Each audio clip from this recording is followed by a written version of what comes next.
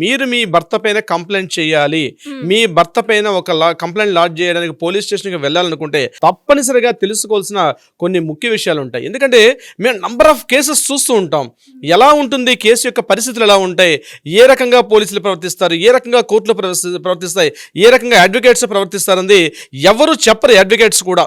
ఆ విషయాలు ఈరోజు మనం ప్రతి ఒక్క మహిళ కూడా, పెళ్ళైన ప్రతి మహిళ తెలుసుకోవాల్సినటువంటి విషయం ఈ వీడియోలో మనం డిస్కస్ చేద్దాం సిరి గారు.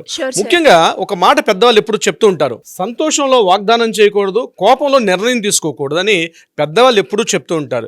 ఏదో ఇంట్లో జరగడానికి సంఘటనలు జరిగాయి, భర్త ఏదో ఒక మాట ఉండొచ్చు, లేకపోతే మీ మధ్య గడిచిన కొద్ది రోజులుగా మానసికంగా కావచ్చు, శారీరకంగా కావచ్చు, చిన్న చిన్న తగాదాలు, స్వల్పపాటి తగాదాలు జరిగి ఉండొచ్చు.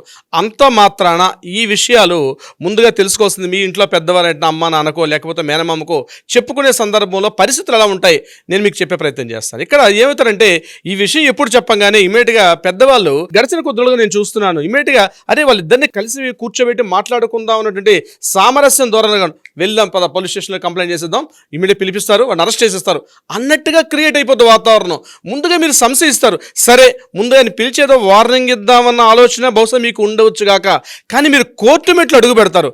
మీరు కోర్టు మెట్లు అడుగు పెట్టేటప్పుడు మీ చుట్టూ చాలా మంది కనిపిస్తారు, మీ మేనమామలు, మీ అత్తలు, మీ పిన్నమ్మలు, మీ పెద్దమ్మలు, అదేవిధంగా మీ స్నేహితులు, మీ ఫ్రెండ్, వీళ్ళందరూ కూడా పోలీస్ స్టేషన్కి మీకు పెద్ద సపోర్ట్గా వస్తుంది. అక్కడ మీరు కంప్లైంట్ రాస్తున్న సందర్భంలో మీరు ఆశ్చర్యపోతారు, ఏంటంటే నాకింత సపోర్ట్ ఉందా, నాకింత కష్టం వచ్చిందంటే నాకింత సపోర్ట్ ఉంటుందా అని ఫస్ట్ మీరు ఆశ్చర్యపోతారు.